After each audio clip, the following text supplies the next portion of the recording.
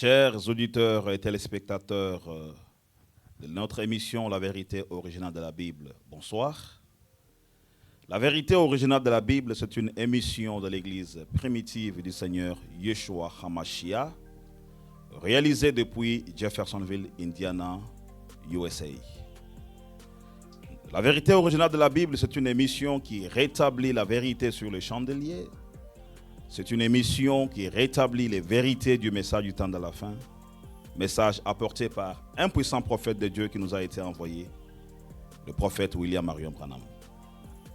Mais notre émission de ce soir, c'est un droit de réponse au monde, aux détracteurs du pasteur Pierre Casse, de ceux qui s'opposent à lui pour son récent mariage qu'il a réalisé en Mwanda récemment ici. Mais dans cette émission, je ne serai pas seul. Je suis accompagné d'un homme de Dieu, et c'est le pasteur Ken Mukendi. Pasteur Ken, bonsoir. Bonsoir, mon frère et serviteur de Yahweh, Barel.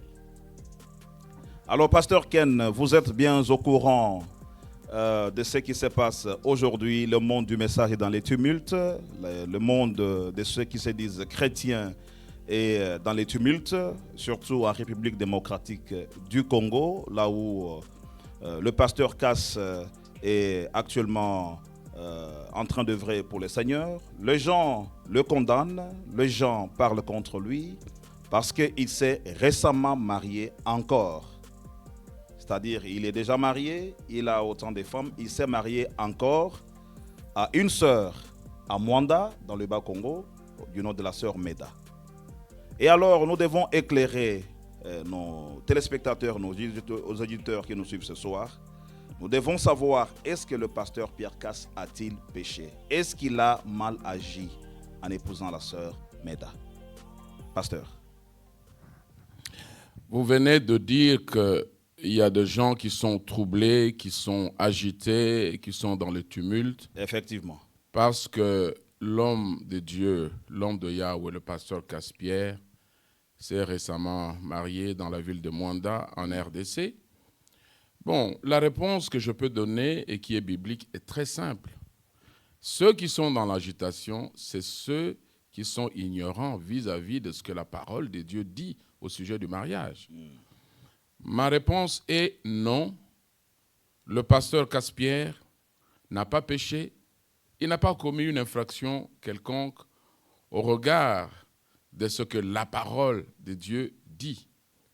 Par exemple, il faut retenir que dans Genèse, au chapitre 2e, c'est le Créateur lui-même, Elohim, Dieu, le Créateur, qui a dit « Il n'est pas bon que l'homme soit seul, je lui ferai une aide semblable. » Ça, c'est ce qu'il faut d'abord commencer par retenir. Comprendre que le mariage est une institution divine. C'est le Créateur qui a établi ça. Maintenant, la deuxième chose, vous voyez, l'apôtre Paul donne la réponse à cette question que les gens posent, de savoir si le pasteur Casse-Pierre aurait commis un péché en épousant la sœur Meda.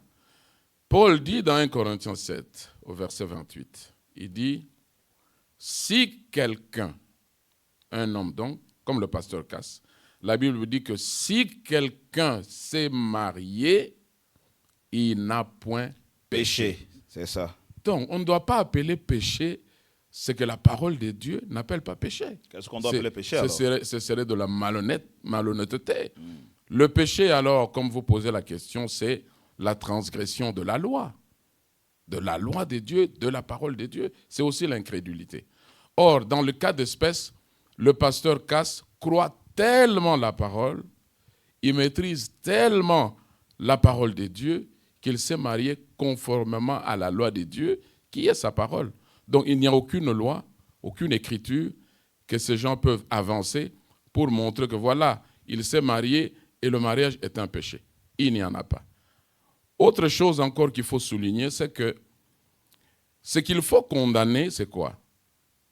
C'est tout ce qui est contraire, les unions illicites qui sont contraires à la parole de Dieu. Exactement. Par exemple, si quelqu'un commet adultère, ça c'est un péché.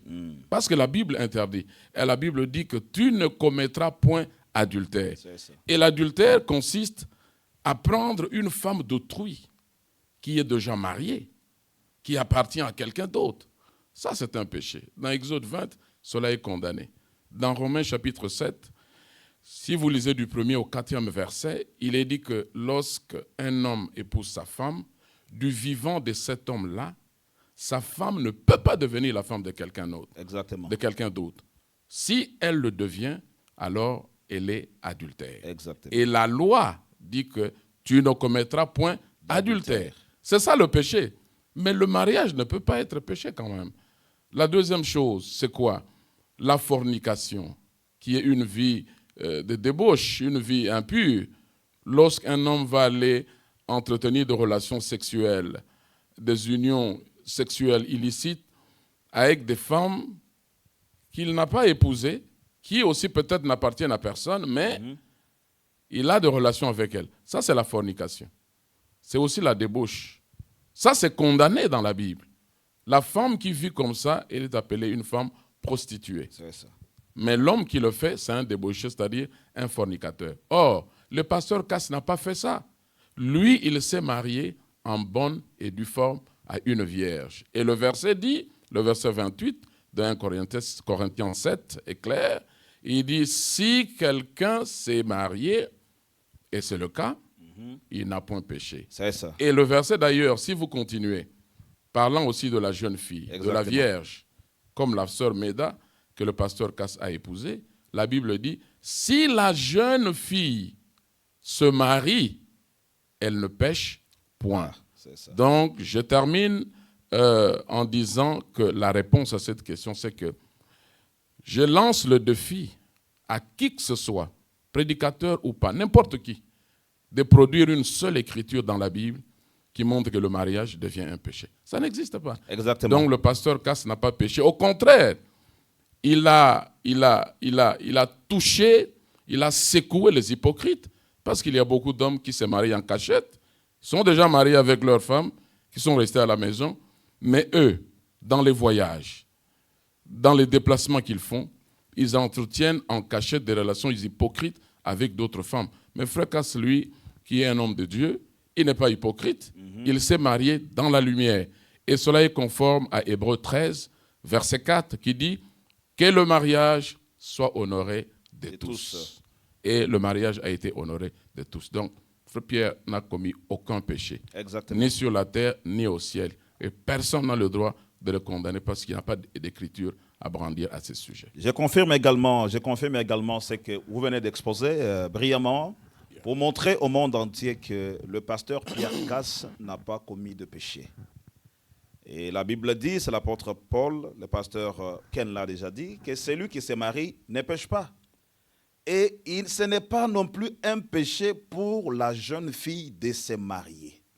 C'est ça qui est dit. C'est-à-dire, ni le pasteur Cass n'a pas péché, ni la sœur Méda non plus n'a pas péché. Aucun péché. Mais nous avons constaté, avec beaucoup de regrets, des journalistes, des politiciens, les gens comme l'Eliezer Ntamboué, les gens comme les Israël Mutombo, journalistes qui ont transformé leur espace d'émission en tribunal pour juger le pasteur Cass avec des allégations qui ne sont pas correctes. C'est ça. Et ils ont diffamé le pasteur Cass pour dire il s'est marié encore. Comme l'Eliezer Ntamboué a dit, le pasteur Cass a exagéré. Nous ne savons pas. Lorsqu'il parlait d'exagération, il parlait en termes de quoi?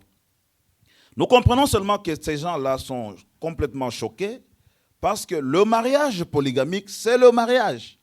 Le mariage institué par le Seigneur. Et ce qui leur a choqué là-bas, c'est de voir le pasteur Cass qui a ajouté encore. Le pasteur Pierre Cass fait dans la lumière ce que eux tous font dans les ténèbres. Voilà. Ils n'ont pas le courage de sortir leur deuxième, troisième, quatrième, énième femme devant leur première femme pour qu'elles se connaissent, qu'elles s'asseyent dans la même maison. Mais le pasteur Cass le fait. Pas seulement qu'il se marie, mais il amène toutes ces femmes-là et les met ensemble. Voilà. Ce qui est encore pour eux comme un scandale. Alors que c'est ça la Bible. Aujourd'hui, d'ailleurs, moi, je dirais que les chrétiens ou ceux qui se disent chrétiens devraient d'ailleurs tous soulever la Bible et se mettre derrière le pasteur Cass Bien sûr. pour soutenir la vérité, parce qu'il est en train exactement de donner honneur à la parole du Seigneur. Bien sûr. Et il faut souligner sur ce point-là qu'il n'y a pas de limite. La Bible n'a pas donné une limite pour Le nombre de femmes. Oui, oui, de nombre de femmes. Il n'y a pas de limite. Parce que les gens disent que non, il devrait se limiter ne fût-ce qu'aux 12 qu'il avait déjà. Pourquoi il a encore ajouté? Mais c'est écrit où dans la Bible? Considérons un peu ce que la Bible dit. Vous prenez quelqu'un comme Abraham, un grand prophète, que tout le monde reconnaît comme étant un prophète de Dieu, n'est-ce pas? Et tout le monde s'appelle fils d'Abraham. Fils d'Abraham. Voilà. Et d'autres même filles de Sarah. Et puis Abraham, là, dans la Bible, l'Écriture dit qu'il est l'ami de Dieu. C'est ça. Il est le père de la foi. Vous voyez? Mais il n'y avait pas de limite. Abraham a épousé Sarah d'abord. Ensuite, la Bible dit qu'il a épousé Ketura. Et ensuite, la Bible dit qu'il a épousé des femmes de second rang. Mais il a marché de manière intègre devant Dieu. Ce n'était pas un péché. Pourquoi ce serait un péché aujourd'hui? David, nous voyons dans l'Écriture, il a épousé 500 femmes. Et son fils Salomon, si vous lisez dans 1 Roi, au chapitre 11, depuis le 3e verset, la Bible dit clairement que Salomon a épousé 700 princesses et aussi avec 300 femmes de second rang. Ce n'était pas un péché. Donc, ce n'est pas obligatoire d'être polygame, mais c'est un droit que la Bible reconnaît à tout homme chrétien. S'il veut se marier, il est libre, il n'a point péché. Donc, dire que non, bon, mais il a ajouté encore. Est-ce que lui, le journaliste dont vous avez parlé, Israël Mutombo ou Eliezer ou Gili ou les autres, est-ce qu'ils ont une écriture dans la Bible qui dit qu'un homme ne peut pas épouser plus d'une femme ou que si un homme a épousé plus d'une femme, il a péché? Regardez, cela me vient à l'esprit maintenant. Si vous lisez dans Exode 21, au verset 10, la Bible parle du cas d'un homme qui est déjà marié à une seule femme, mais qui veut ajouter une deuxième, ou qui ajoute une deuxième.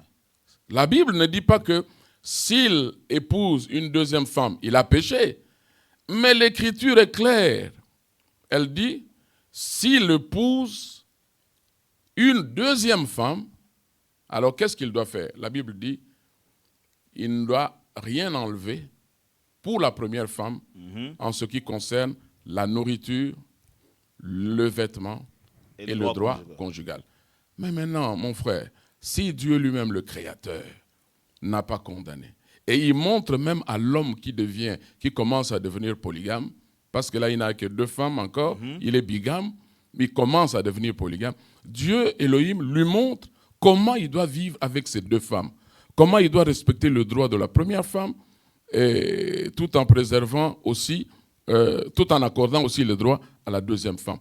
Si ce n'était pas un péché au temps de la Bible, qui aujourd'hui ça ne le serait pas non plus aujourd'hui? Pourrait le changer? Pas du tout. Et d'autres disent, non, mais vous voyez, avec les enfants, mais comment il y aura le partage de l'héritage avec 2, 3 femmes? Mais là aussi, le Créateur avait déjà donné la réponse. Si vous lisez dans Deutéronome, au chapitre 21, depuis le verset 15e jusqu'au 18e, la réponse est donnée. Il dit que si un homme épouse 2 femmes, vous voyez, la Bible ne dit pas que s'il épouse 2 femmes, il a péché. C'est ça.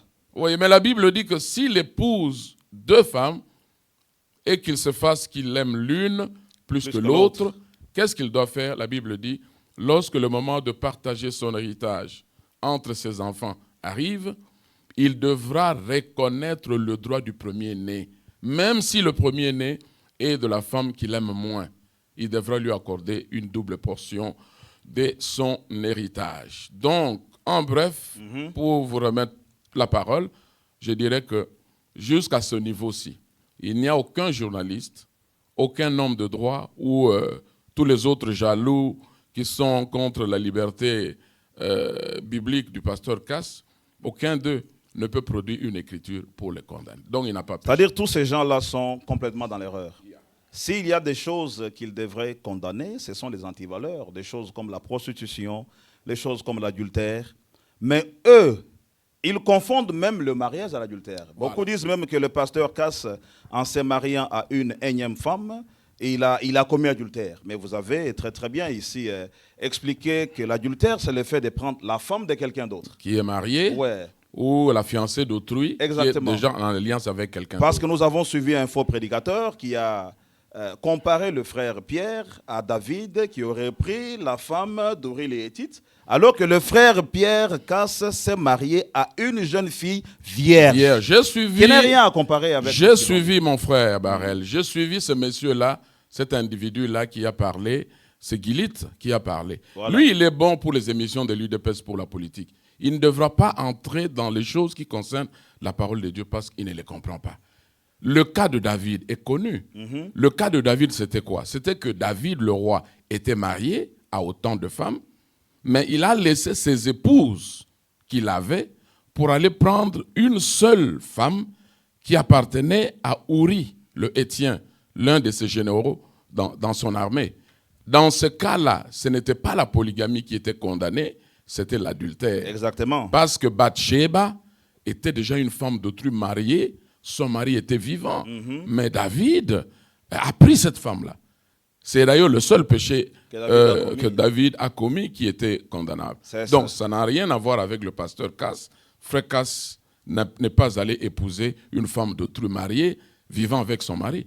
Lui, il a épousé une vierge. Exactement. Et cela est en accord avec les Écritures. Avec la parole du Seigneur. Si vous lisez dans Lévitique au chapitre 21e, commencez depuis le verset 7, ajoutez à cela aussi Ézéchiel 44, il est clairement dit là que les sacrificateurs, c'est-à-dire les ministres de l'Évangile, les ministres de Dieu, ne doivent épouser que des filles vierges, des vierges d'Israël, des vierges de la véritable Église, assemblée du Seigneur. Donc, c'est ça que le frère, le pasteur Casse a fait en tant que connaisseur de la parole.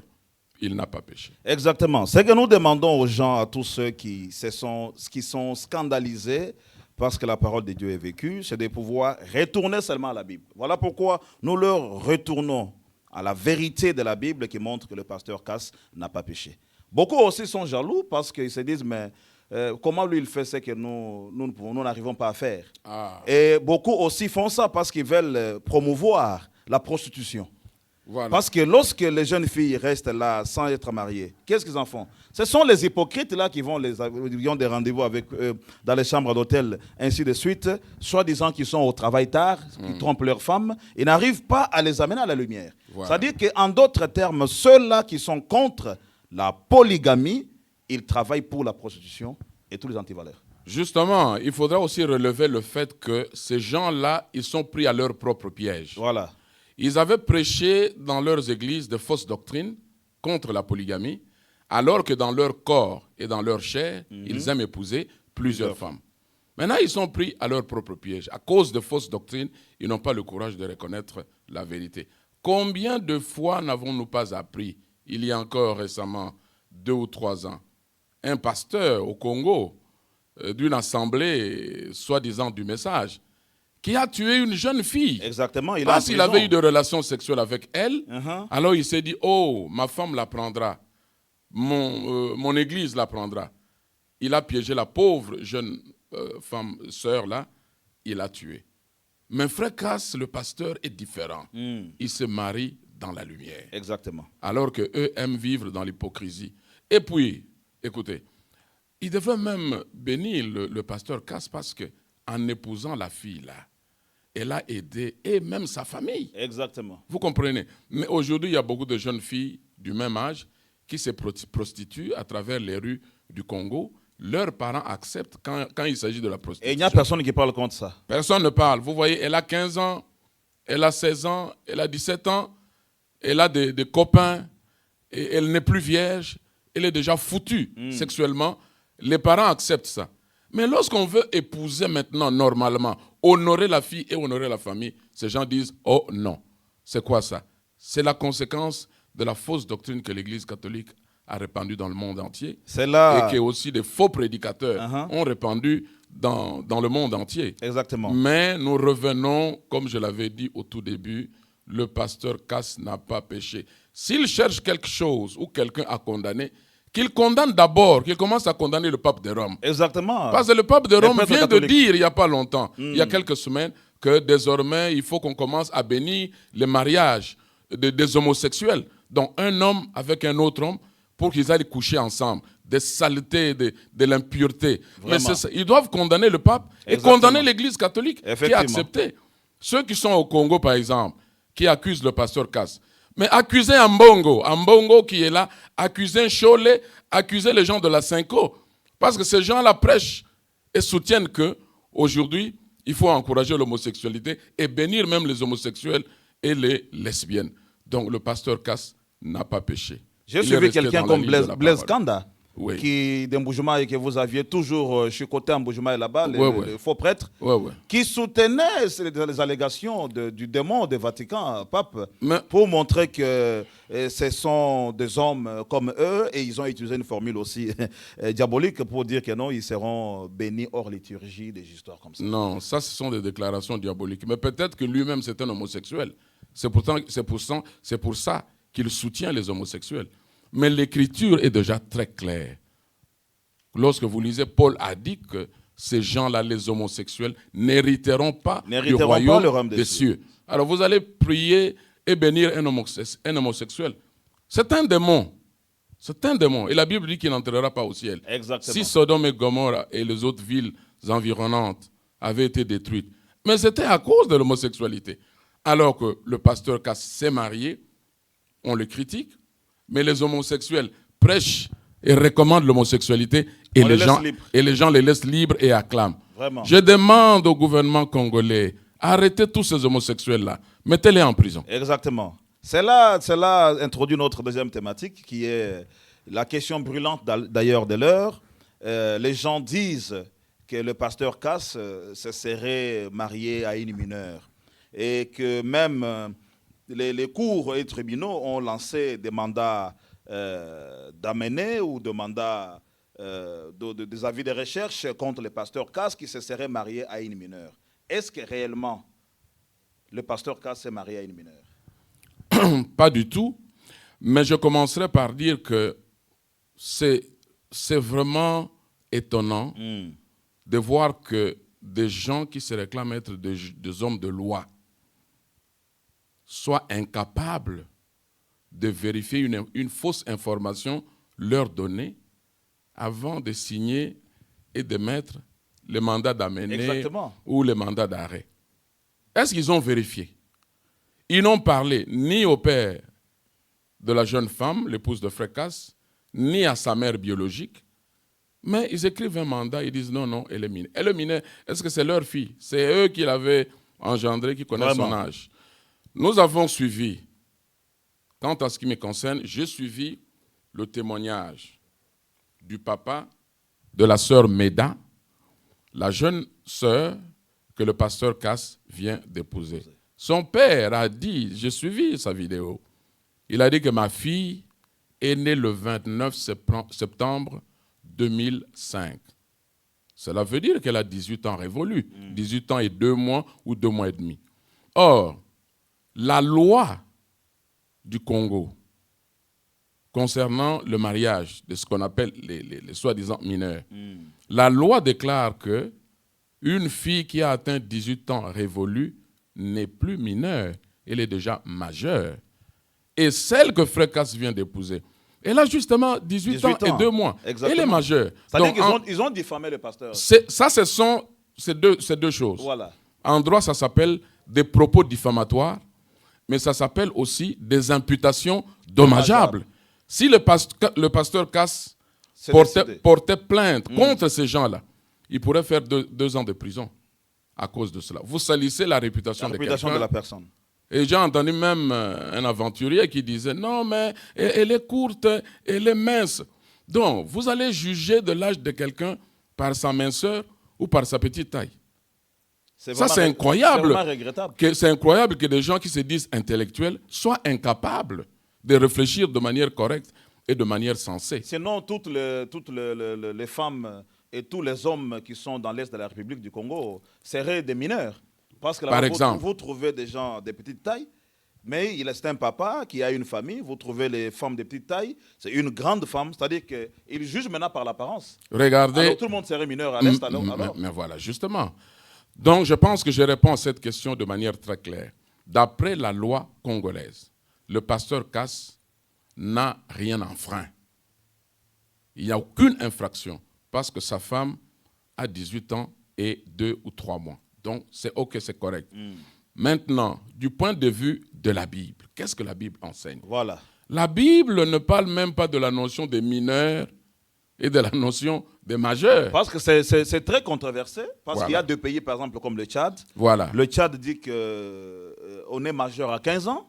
Voilà. Les États-Unis permettent que... À 16 ans. Là où nous sommes ici aux États-Unis d'Amérique. Une fille à 16 ans, Elle peut se marier avec l'accord de ses parents. Seulement, ils disent que les parents, comme vous venez de le dire, il faut qu'il y ait l'accord des parents. Mais c'est à 16 ans. C'est à 16 ans. Maintenant, vous allez dire quoi? Elle est mineure? Elle serait mineure par rapport à par rapport à qui ou à quel quoi? pays? Et par rapport à quel C'est-à-dire pays? si quelqu'un prend une jeune fille à 16 ans, de 16 ans au Congo, et il va se marier avec elle au Togo, là où la loi... Ou au Bénin. Ou au Bénin. Le Là où la Bénin loi dit que montre c'est à que 15 ans. Oui. Alors, au Bénin, c'est à 15 ans, elle est la fille majeure. se marie. Vous voyez. Donc, je pense que si nous revenons maintenant à la Bible, nous pouvons considérer l'écriture qui est dans 1 Corinthiens 7. Et là, c'est encore toujours l'apôtre Paul qui parle. Prenez depuis le verset 36. Là, il est dit que si un père trouve que c'est déshonorant, que ce n'est pas honorable, que sa fille, qui a déjà atteint l'âge nubile, ne soit pas mariée, s'il trouve que ça c'est un déshonneur, eh bien, il peut la marier. C'est ça. C'est-à-dire il peut la donner en mariage à quelqu'un. Exactement. La Bible parle de l'âge nubile. Bon, la Bible dit aussi que si un père ne veut pas, veut garder sa fille vierge, ça aussi c'est son choix. Et là, on comprend que c'est le père qui marie sa fille. C'est le père qui marie sa fille. Et qui peut donner sa fille en mariage. Justement, c'est ça que la Bible enseigne. Et parlant de l'âge nubile, la Bible dit seulement que si elle a atteint l'âge nubile, elle est déjà mariable. Et en français, l'âge nubile, c'est l'âge où déjà la différenciation corporelle s'est faite dans le corps de la jeune fille vierge. C'est-à-dire, à ce moment-là, elle voit déjà ce que toutes les femmes voient chaque mois. Et son corps s'est déjà développé et ce corps lui permet d'être mère. C'est ça. C'est tout ce que la Bible dit. Donc la Bible n'a pas dit non, 14 ans, 13 ans, c'est un péché, 17 ans, c'est un péché, il faut seulement attendre 18 ans. Ça ne vient pas de la Bible. C'est le diable qui a établi ces choses parce que même dans le développement corporel de jeunes filles, ce n'est pas pareil. Ici aux États-Unis, si l'on vous montre une jeune femme ou une jeune fille, si elle est encore vierge, elle est une fille, elle a 16 ans ou 17 ans, elle est lancée là-bas. Exactement. Elle a la masse comme ça. Et son corps, vous voyez que non, c'est déjà une femme bien faite. Voilà. Donc, elle peut se marier. Donc, pour dire, selon la Bible, il faut seulement qu'elle atteigne l'âge nubile où elle peut se reproduire. Elle est capable de devenir la femme de quelqu'un, de porter les enfants, de prendre soin. On n'a pas fixé un âge quelconque dans la Bible. L'âge de 18 ans. Parce qu'il y a des gens, même des chrétiens, qui devraient défendre la parole de Dieu. Mais ils disent, oh non, mais elle est petite, elle est petite, elle est... Ce n'est pas la taille qui fait la femme. Exactement. Son âge est connu, elle a 18 ans révolus, donc elle est mariable. Le pasteur Casse n'a pas péché. C'est tout ce qu'on voit là-bas est que tout ce monde religieux qui parle contre le pasteur Pierre Casse, le diffamant en disant qu'il se serait marié à une mineure. Et ils sont contre, simplement contre ce mariage. Et tout ce qu'ils veulent, c'est de pouvoir discréditer le pasteur, de pouvoir déranger sa réputation pour que les gens ne puissent pas lui faire confiance. Et alors que effectivement, le prophète Branham dit que c'est la vieille combine du diable qui n'a jamais cessé jusqu'à aujourd'hui. Ils ont fait ça avec tous les vrais serviteurs de Dieu. Et nous pouvons voir même dans les écritures que vous avez soulevées, le pasteur Ken, que c'est le père qui marie sa fille. C'est ça. Et le père est d'accord que sa fille a un mariage.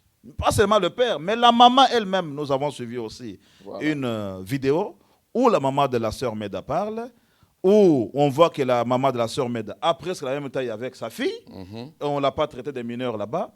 Alors nous voyons que tout ce qui s'est fait autour là, c'est juste un complot. Un complot et de la jalousie contre la personne du pasteur Cass. C'est ça. Parce qu'on le veut du mal. Voilà. Les gens sont contre lui parce qu'il prêche la polygamie. Voilà. Les gens sont contre lui, les femmes surtout sont contre lui, parce qu'ils ont vu que l'enseignement du pasteur Cass est arrivé juste dans le Parlement congolais. Voilà. On a vu un monsieur ou un député il y a quelques années passées qui a dit à l'État congolais que vous ne pouvez pas parler contre la polygamie parce que si vous voulez abolir la polygamie, vous devez vous préparer assez de munitions pour nous tuer tous. Voilà. Ce qui serait impossible. En fait. Et à ces sujets-là, au Congo, je crois que c'est l'article 17, si je n'oublie, de la Constitution du Congo qui dit que cet article-là consacre la laïcité de l'État congolais. Il est dit que l'État congolais, donc la RDC, est un État laïque. Il n'y a pas de religion d'État.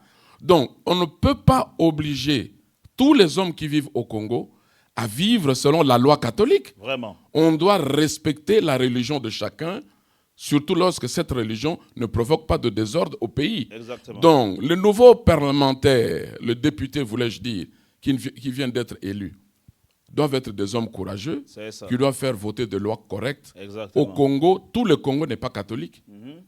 Vous comprenez? Et même parmi ceux qui se disent chrétiens, tous n'ont pas la même orientation de foi.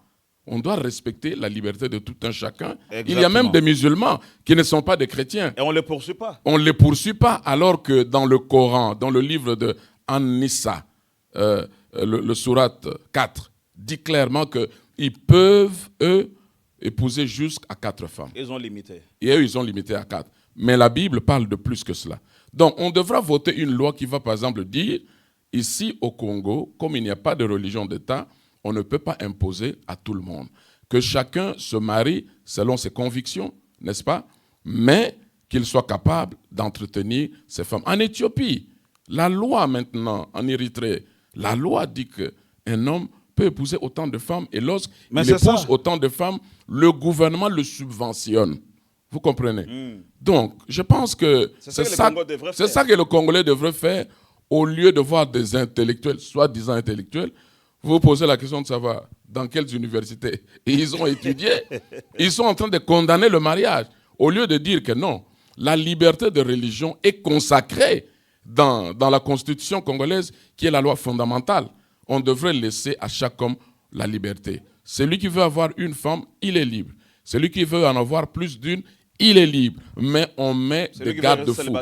Voilà, celui qui veut rester célibataire. Voilà. Donc voilà ce que je voulais ajouter sur ce point-là. Voilà, nous entamons une troisième thématique. C'est parce que lorsque les vidéos sont sorties par le papa et la maman de la sœur Meda, pour montrer que la sœur Meda n'était pas mineure, les gens ont changé maintenant de côté. Ils ont dit non, c'était un mariage forcé. D'autres ont dit, est-ce que vraiment le pasteur Cass aussi, est-ce qu'il est vieux, c'est un vieux papa, comment il peut épouser une jeune fille? Est-ce que dans la Bible, selon la Bible, pasteur Ken, est-ce qu'il y a un âge limite pour un homme de se marier? Bon, il n'y a pas un âge limite dans la Bible. Ceux qui le disent, qu'ils apportent l'écriture. Au lieu de parler comme de petits-enfants ou de parler comme des gens qui sont malades de la tête, pour dire, ah non, mais lui c'est un papa âgé, mais est-ce que, même dans la loi du Congo, il y a un article qui a donné l'âge, qui dit qu'un homme âgé ne peut pas épouser une femme qui est jeune? Il n'y a pas aussi une loi, pasteur, par curiosité, qui doit avoir peut-être établi la différence d'âge entre l'homme et la femme avant de se marier? Pas du tout, ça n'existe pas au Congo. Il n'y a pas une loi qui dit, par exemple, bon, entre la jeune femme qu'on épouse et l'homme, il faut qu'il y ait seulement 5 ans de différence, 10 ans, ou 10 ans, ou 20 ans. Ça n'existe pas. Voilà. C'est le mariage, il n'y a pas de problème. Maintenant, j'aimerais ramener cela aux Saintes Écritures. C'est très important parce qu'il faut que ceux qui nous suivent voient que c'est biblique, c'est que le pasteur Pierre. Voilà. Je vais donner 2 ou 3 exemples. Voilà. Le premier, je le tire de Genèse, chapitre 17. Vous pouvez lire tout le chapitre. Mais si vous arrivez au verset 17, la Bible montre que entre Abraham, que tout le monde reconnaît être le père de la foi, n'est-ce pas? Entre Abraham et Sarah, il y avait une différence d'environ 10 ans. Ce n'était pas un péché. On n'a jamais condamné ça. Ça, c'était Abraham. Mais le deuxième exemple, je le prends dans le livre de 1 Roi. Voilà. Chapitre 1er. Pouvez-vous lire ça, pasteur? Bien sûr. C'est quand même important que les gens entendent.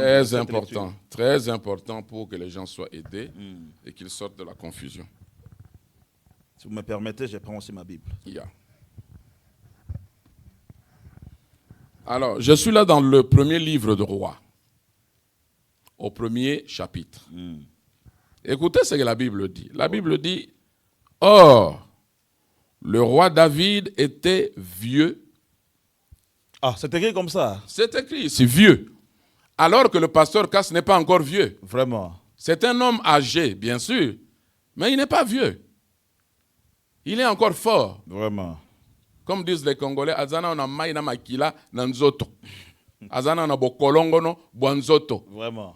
Mais ici, nous voyons le roi David, on dit, David était vieux. On parle d'un vieux. Et on ajoute, vieux, avancé en âge, et on le couvrait de vêtements, et il ne pouvait se réchauffer.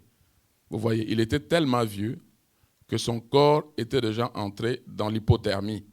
Il avait besoin d'être réchauffé. Ses serviteurs lui disent, que l'on cherche pour mon Seigneur le roi une jeune fille vierge. C'est écrit une jeune fille vierge. Vierge. On n'a pas dit que, bon, David, comme tu es vieux, on doit le prendre pour toi une vieille mégère, une ancêtre, pour que tu te maries à elle. Non. On dit que mon Seigneur le roi prenne une jeune fille vierge, qu'elle se tienne devant le roi, qu'elle soigne le roi, qu'elle couche dans son sein, et ainsi, mon Seigneur le roi se réchauffera. Voilà. Il avait besoin d'être réchauffé. Son corps avait besoin de chaleur humaine. Lui, vieux, avancé en âge. Mais on a dit, mais la femme qu'il faut lui chercher, c'est une jeune fille qui soit vierge. Je sais, peut-être beaucoup de gens, beaucoup d'hommes aujourd'hui, ont peur de vierges parce qu'ils sont tellement habitués à vivre avec des prostituées qu'ils ont peur d'affronter le vierge. Mais le véritable mariage pur et correct, c'est d'abord avec les vierges. Alors, écoutez la suite. Et on chercha dans tout le territoire d'Israël une belle jeune fille et l'on trouva la jeune fille nommée Abishag, la Sunamite, que l'on fit venir auprès du roi. Cette jeune fille était vraiment très belle. Vraiment. Vous voyez, elle était vierge, jeune et puis belle. Mais elle devait se marier à un homme âgé. Voilà. Ce n'était pas un péché. La Bible dit, elle soigna le roi et se mit à son service. Voilà, cet exemple montre clairement que, au temps de la Bible, des hommes de Dieu, parce que David n'était pas seulement un roi, il était aussi prophète. Voilà. Il avait le ministère de prophète, comme la Bible le dit. Et il a épousé une fille, lui âgée, mais il a épousé une jeune. Aujourd'hui, c'est possible. Ce n'est pas l'âge qui compte dans le mariage. L'âge, c'est peut-être un nombre ou un chiffre, comme les gens disent. Ce qui compte, c'est l'amour. Si la jeune fille est consentante, elle accepte, elle aime l'homme, et que l'homme l'aime aussi, eh bien, laissez-les libres. Je vais parce aussi que ce n'est pas un péché. ajouter aussi un autre exemple. Yeah. Dans le livre de Ruth, au chapitre 3, vous connaissez bien l'histoire de Ruth avec Boaz, pour ceux qui nous suivent. Au chapitre 3, vous allez voir que, d'abord au chapitre 2, lorsque Ruth est allée glaner dans les champs de Boaz, lorsque Boaz l'a aperçue, il a posé la question en appelant ma fille. Voilà. Et vous pouvez vous constater que Boaz ou Ruth avait presque l'âge des enfants de Boaz. C'est ce qui montre que Boaz était un vieux. Voilà. Et pour confirmer que Boaz était un vieux, c'est au chapitre 3, le verset 8 et 10.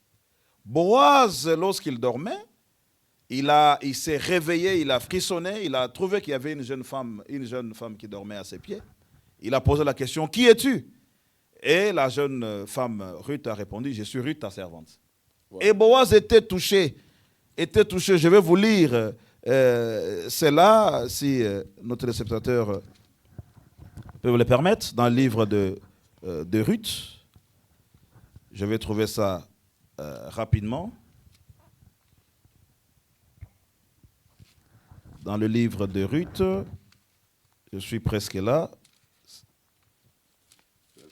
C'est une nouvelle Bible que j'ai ici. Au chapitre 3, le verset 8 et 10 dit, « Au milieu de la nuit, cet homme eut une frayeur, il se pencha et voici, une femme était couchée à ses pieds. Et il dit, « Qui es-tu » Elle répondit, « Je suis Ruth, ta servante, étends ton aile sur ta servante, car tu as le droit des rachats. » Et il dit, et c'est qui dit là? C'est Boaz. Il dit, « Sois bénie de l'Éternel, ma fille. » Ce dernier trait témoigne encore plus en ta faveur que le premier, car tu n'as pas recherché des jeunes gens, voilà, pauvres ou riches. Voilà. C'est parce que Boaz lui-même était vieux. Ça. Et vous voyez au chapitre 4 que Boaz, après, il a amené la situation auprès de celui qui avait le droit de rachat avant lui. Et après, celui-là a jeté l'éponge. Et Boaz a pris Ruth. Et les anciens ont béni le mariage de Boaz. C'est ça. En disant que Ruth soit pour Boaz comme Rachel, comme Léa, voilà, qui toutes les deux, c'est la polygamie, ont bâti la maison d'Israël. C'est ça. Et Boaz s'est marié à Ruth. Lui, un homme âgé, Ruth, une jeune femme. Voilà. Ça dit que ce n'est pas un problème là-bas. C'est ça. Voilà. Si vous avez quelque chose à ajouter, vous pouvez ajouter. Oui, pour soutenir. On va entrer dans l'autre thématique. Pour soutenir, la dernière pour terminer. Pour soutenir ce que vous venez de dire, je peux ajouter une autre écriture. Voilà. Et là, nous sommes dans le livre d'Esther, au 2e chapitre. Voilà. On parle ici du roi Assuérus. Et au chapitre 1er, déjà, on dit que le roi Assuérus, il régnait depuis l'Inde jusqu'en Éthiopie. Et son royaume comportait 127 provinces. 127 provinces. Très grand roi. Il avait sa femme nommée Vasti, qui était la reine, l'une de ses femmes. Mais lors de la fête, il avait demandé que la reine, sa femme, vienne se présenter devant les convives pour qu'il la présente devant les invités. Elle a refusé. Alors, les eunuques, serviteurs du roi, ont décidé, avec le roi, qu'on devait enlever la dignité de reine à la reine Vasti et qu'on devait choisir une autre femme pour le roi, une femme qui porterait cette dignité de reine à la place de la désobéissante Vasti. Maintenant, on est au chapitre 2. C'est ça que je voulais lire, 3-4 versets. Après ces événements, c'est-à-dire après la répudiation, voilà, après qu'on ait chassé et répudié la reine Vasti, le roi devait se remarier. Maintenant, on dit, après ces événements, la fureur du roi Assuérus s'apaisa. Il se souvint de Vasti, de ce qu'elle avait fait et de la décision qui avait été prise à son égard. Maintenant, le verset qui est intéressant, c'est le verset 2. Il dit, « Les jeunes gens qui servaient le roi dirent qu'on recherche pour le roi de jeunes vierges. » Voilà. Vous voyez, le roi Assuérus, ce n'était pas un garçon de 20 ans. C'était un homme âgé. Mais ses serviteurs ont dit, eh bien, qu'on cherche pour lui des jeunes filles vierges. Pas de vieilles femmes, mais de jeunes filles vierges. Et d'une grande beauté. Voilà. Alors, le roi donna à des chargés de mission dans toutes les provinces de son royaume la charge de rassembler tout ce qu'il y a comme jeunes et belles vierges dans le harem de Suse.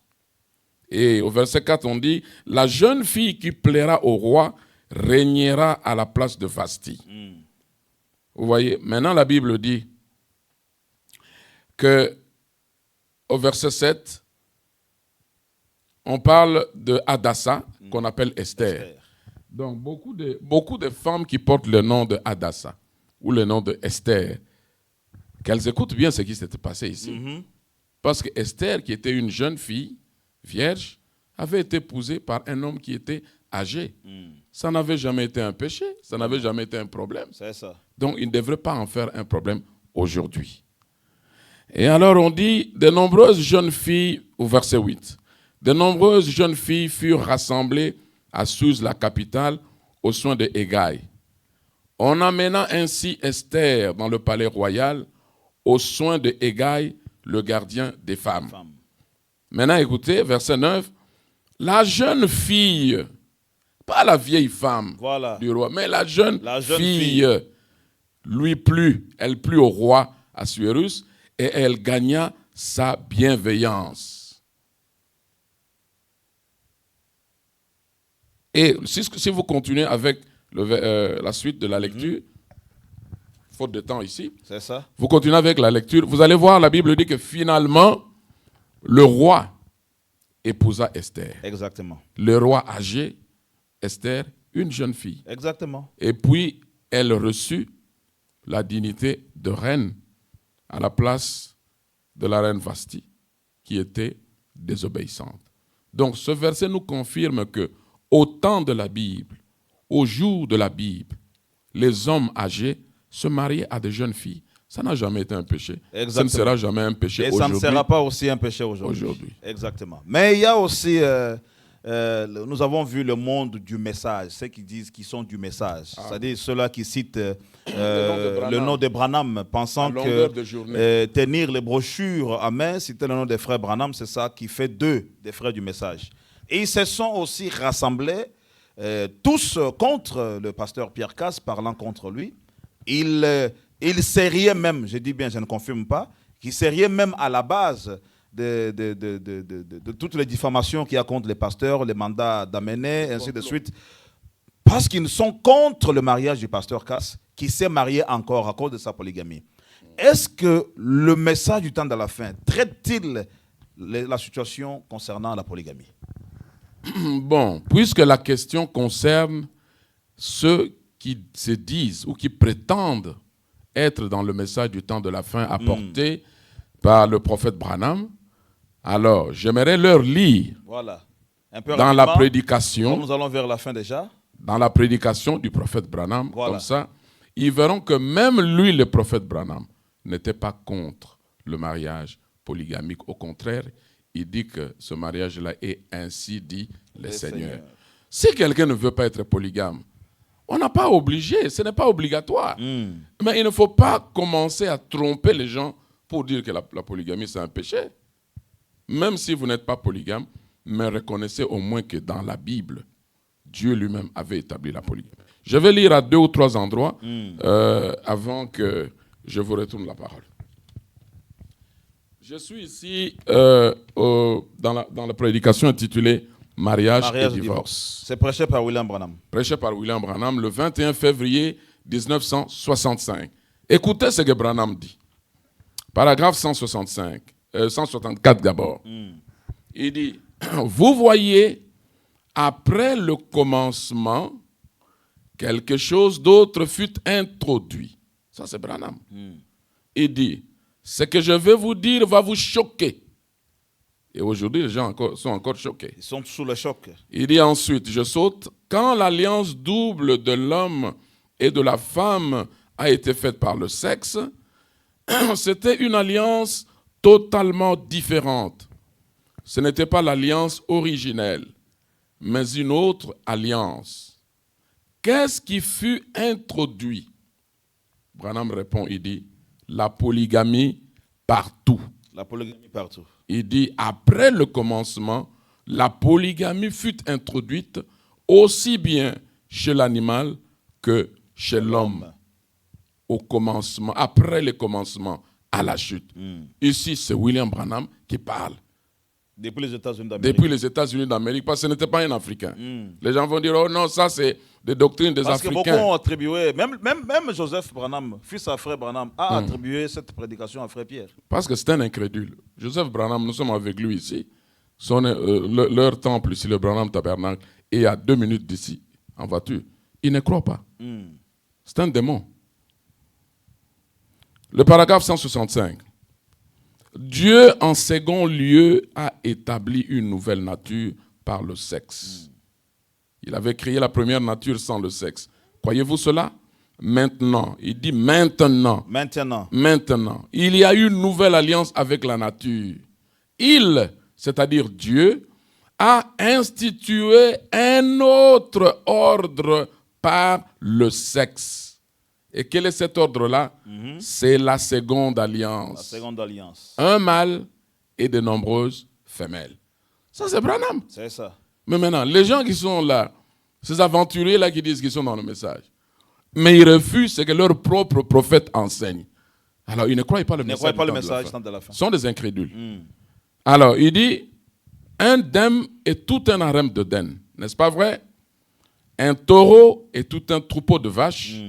Un coq et une cour pleine de poules. N'est-ce pas vrai? C'est vrai. Un seul David, selon son cœur, ayant 500 femmes et 100 enfants nés de différentes femmes en une année. Vraiment. C'est Branham qui enseigne ça. Pourquoi il ne croit pas? Il dit, mais remarquez ceci maintenant. Il n'en était pas ainsi au commencement, mais maintenant, nous sommes après le commencement. C'est ça. Je saute rapidement. Je suis maintenant au paragraphe 167. C'est encore Branham qui parle. Encore Branham qui parle. Il dit, remarquez, ne le manquez pas maintenant. Gardez-le profondément dans votre cœur. Aucune de ces femmes ne pouvait avoir plus d'un mari. Vous voyez ce qui est interdit?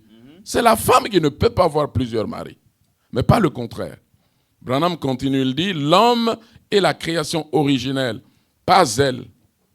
Aucune de ces femmes ne pouvait avoir plus d'un mari, mais un mari pouvait avoir 1 millier de femmes. Cela, c'est ainsi dit le Seigneur. C'est écrit comme ça là-bas. Bien sûr. Ainsi dit le Seigneur. Ainsi dit le Seigneur, c'est ce que dit la Bible. C'est ce que dit la Bible. Pourquoi ils ne croient pas? Donc, ils disent que non, ils sont derrière Branham. Et Branham dit qu'un homme pouvait épouser 1 millier de femmes dans la Bible. Et cela est ainsi dit. On ne peut pas discuter avec l'ainsi dit le Seigneur. C'est ça. Le dernier passage, et je vous repasse la parole. Je suis au paragraphe 188. Le prophète Branham dit ceci. Maintenant, voyez-vous ce qui était l'original là-bas au commencement? Le remariage. Maintenant, il fait la puissante déclaration. Il dit, remarquez que l'homme peut se remarier. C'est-à-dire se marier de nouveau. Exactement. Mais pas la femme. Et l'homme peut se remarier comme qui? Comme David. Il dit comme David. David avait 500 femmes. 500. Il dit comme Salomon. Salomon avait 1000. Salomon avait 1000. Comme la continuité de la Bible tout entière. Donc ceux qui ne croient pas à la polygamie ne croient pas à la Bible. Voilà. Et il termine en disant, c'était pareil avec David et tous les autres. Donc, ceci montre clairement que même ceux qui disent croire le message du temps de la fin sont des incrédules. Des incrédules. À cause de leur fausse doctrine et de la jalousie, ils s'attaquent au pasteur Casse-Pierre qui n'a commis aucun péché, qui s'est seulement marié conformément aux Saintes Écritures. Et le paragraphe qui vient juste après celui que vous avez lu, il dit que remarquez dans 1 Corinthiens 7:11, Paul commande à la femme qui divorce de son mari de rester seule ou de se réconcilier avec lui, mais pas de se remarier. Voilà. Elle doit rester seule ou se réconcilier avec son mari. Elle ne peut pas se remarier, elle doit rester seule. William Branham dit, mais remarquez qu'elle ne l'a jamais dit au sujet de l'homme. C'est ça. Il dit, vous voyez, vous ne pouvez pas faire mentir la parole. Voilà. C'est-à-dire que tous les autres prédicateurs qui se disent du message, qui parlent contre la polygamie, qui prônent la monogamie, qui est un enseignement catholique, voilà, ils font mentir la parole. Et puis autre chose, mon cher frère, ces gens-là qui ont été en contact avec les hommes de loi, voilà, pour accuser leur frère ministre de l'évangile parce qu'il s'est marié. Ils ont oublié, mais la Bible dit dans le livre de Corinthiens que lorsque les chrétiens ont des problèmes entre eux. Ce n'est pas devant les juges du monde qu'ils vont les contre-accuser. Exactement. Pourquoi ils ne viennent pas avec la Bible faire un débat radio-télévisé publiquement avec le pasteur Cass pour lui montrer quel péché il aurait commis. Exactement. Afin que le pasteur Cass ait l'occasion de leur démontrer par les Saintes Écritures qu'il n'y a aucun péché, comme nous venons de le montrer d'ailleurs tout à l'heure. Et les mêmes personnes-là qui l'accusent, qui se disent du message, qui accusent le pasteur Pierre, faisant aussi des allégations qui sont fausses, qui se seraient mariés à une mineure.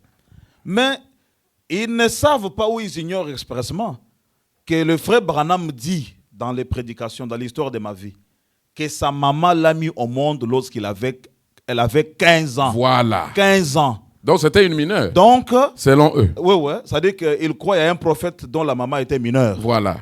Ouais, ce sont des fausses, des faux types du message. C'est la jalousie. Qui ne croient absolument rien. Si votre frère est béni par le Seigneur, il a un puissant ministère qui apporte la démonstration des Écritures du message apporté par le prophète. Au lieu de les jalouser, soutenez-le. Exactement. N'est-ce pas que le prophète Branham a dit que lorsque votre frère a le ballon entre le pied, les jambes, au lieu de vous mettre ensemble pour le soutenir, vous voulez lui arracher le ballon. C'est la jalousie. Exactement. C'est la jalousie. Voilà, nous sommes arrivés à la fin, Pasteur Ken, de cette émission. Très bonne émission, parce que si nous devons continuer à parler, ça sera jusqu'à demain matin. Vraiment. Alors, quelle conclusion pouvez-vous donner à nos téléspectateurs? Qu'est-ce qu'ils peuvent retenir de cette émission que nous avons eue aujourd'hui? L'émission a clairement montré et démontré que le pasteur Casse-Pierre, l'homme de Dieu, n'a fait que vivre la parole en se mariant. C'est ça. Il n'a commis aucun péché. Le message du temps de la fin, nous venons de le lire ici concernant le mariage et le divorce, établit clairement qu'au commencement, avant la chute, avant le péché, il y avait un homme et une seule femme. Mais après le péché, la femme ayant été séduite par le serpent, après le péché, Dieu le Créateur est descendu. Il a élevé l'homme comme chef au-dessus de la femme. Et il a donné à l'homme des droits différents de ceux de la femme. Et ces droits font que l'homme, lui, n'est pas lié à la femme, mais c'est la femme qui est liée à l'homme. Ces droits font que l'homme, lui, peut épouser plusieurs femmes s'il le désire, s'il en a les moyens. Ce n'est pas obligatoire. Mais la femme, elle, ne peut pas avoir plus de mari sous peine d'être taxée adultère. Merci, l'ordre divin. Merci beaucoup, Pasteur Ken. Nous sommes arrivés vraiment à la fin de cette émission ici. Nous disons à tous ceux qui nous ont suivis que le pasteur Pierre Cass, retenait très bien, le pasteur Pierre Cass n'a pas péché en se mariant. Il n'a fait que mettre la parole de Dieu en pratique. Et il est d'ailleurs le seul, avec tous ceux qui sont avec lui, qui vivent le mariage et le divorce et qui valorisent cet enseignement ici, sorti de la nuée. Frère Branham dit que ce sont les enseignements que beaucoup attaquent violemment, disant que c'est faux, alors que c'est la vérité. Tous les chrétiens du monde entier devraient être derrière le pasteur Cass pour le féliciter, pour l'encourager, pour le dire merci de pouvoir valoriser la parole. Voilà, nous sommes arrivés à la fin, chers auditeurs et téléspectateurs. Nous vous remercions d'avoir suivi notre émission, La vérité originale de la Bible. Nous rappelons une émission de l'Église primitive du Seigneur Yeshua HaMashiach, réalisée depuis Jeffersonville, Indiana, aux États-Unis d'Amérique. Merci, pasteur. C'est moi qui vous remercie.